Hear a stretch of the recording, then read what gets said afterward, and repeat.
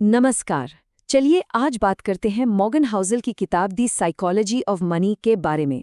ये किताब एक बहुत ही दिलचस्प बात कहती है कि पैसे के मामले में हम कितना जानते हैं, उससे ज़्यादा ज़रूरी है कि हम बर्ताव कैसा करते हैं। अपनी पहली कहानी की शुरुआत एक बहुत ही जबरदस्त कोट से करते हैं। नेपोलियन का ये कहना कि असली जीनियस वो है जो तब भी शांत रह सके जब बाकी सब घबरा रहे हों।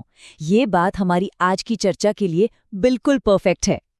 ज़रा सोचिए एक ऐसे जीनियस के बारे में, एक बहुत ही ब्रिलियंट टेक एग्जीक्यूटिव जो सिर्फ मज़े के लिए सोने के सिक्के समंदर में फेंक देता था और फिर कुछ ही सालों में वो पूरी तरह दिवालिया हो गया।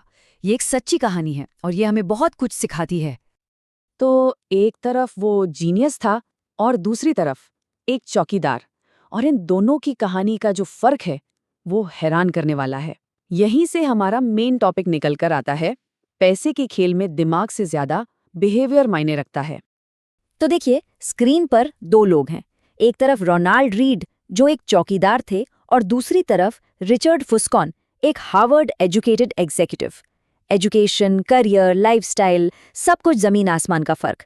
लेकिन जब बात पैसों की आई तो कहानी पूरी तरह पलट गई। एक ने सादगी से रहकर करोड़ों बना लिए और दूसरा सब कुछ खो बैठा। पता है रोनाल्ड रीड ने कितनी दौलत छोड़ी थी जब 2014 में उनका निधन हुआ? पूरे $8 मिलियन।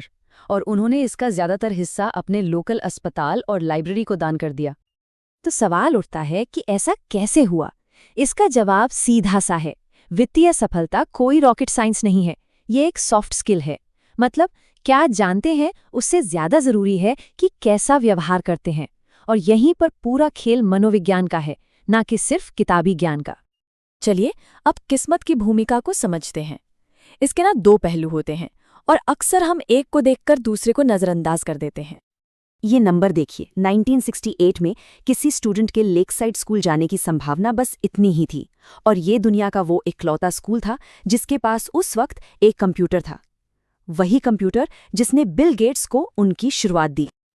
लेकिन देखिए, किस्मत की हर कहानी के साथ जोखिम की भी एक कहानी जुड़ी होती है। बिल गेट्स के साथ उनके एक उतने ही होनहार दोस्त थे, केंट इवेंस।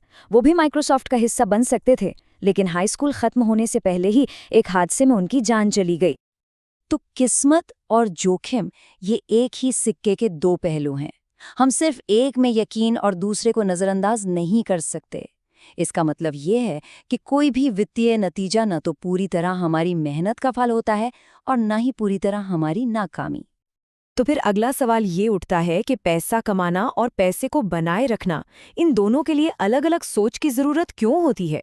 चलिए समझते हैं। मशहूर ट्रेडर जेसी लिवरमोर की कहानी को देखिए। 1929 के क्रैश में उन्होंने आज के हिसाब से $3 बिलियन कमाए, लेकिन फिर और बड़े बड़े दांव लगाकर 1933 तक सब कुछ गंवा दिया। देखिए, अमीर बनने के लिए आपको रिस्क लेना पड़ता है, ऑप्टिमिस्टिक होना पड़ता है, लेकिन अमीर बने रहने के लिए इसका ठीक उल्टा चाहिए, विनम्रता और थोड़ा डर। ये समझना कि जो कमाया है वो जा भी सकता है। इसलिए सबसे जरूरी स्किल है मैदान में टिके रहना। जैसा कि नसीम तालिब कहते हैं, एज होना और सरवाइव करना ये दो अलग बातें हैं, और सर्वाइवल सबसे पहले आता है, क्योंकि जब आप लंबे समय तक टिके रहते हैं तभी कंपाउंडिंग अपना जादू दिखा पाता है। अब एक बहुत ही दिलचस्प फर्क समझते हैं अमीर होने और धनवान होने के बीच, जो अक्सर हमें कंफ्यूज करता है। देखिए, अमीर होना मतलब आपकी कमाई जो दिखती है, जैसे कोई महंगी कार चला रहा है। लेकिन धनवान होना वो है जो आपने कमाया लेकिन खर्च नहीं किया। ये वो दौलत है जो छिपी हुई है, जो आपकी बचत और निवेश में है। तो असल धन वो महंगी कारें हैं जो नहीं खरीदी गईं, वो हीरे हैं जो नहीं खरीदे गए। असल धन का लक्ष्य दिखावा नहीं, बल्कि आज़ादी और कंट्रोल पाना है। तो अगर लक्ष्य सिर्फ चीजें इकट्ठा करना नहीं है, तो फिर पैसे का असली मकसद क्या है? इसका जवाब कोई नंबर या कोई लग्जरी आइटम नहीं है। ये कुछ ऐसा है जो उससे कई ज्यादा कीमती है। मनोवैज्ञानिक एंगस कैम्बल ने सालों की रिसर्च के बाद पाया कि असली खुशी का सबसे बड़ा कारण है अपनी जिंदगी और अपने वक्त पर कंट्रोल होना। तो बचत असल में हमें यही कंट्रोल खरीद कर देती है।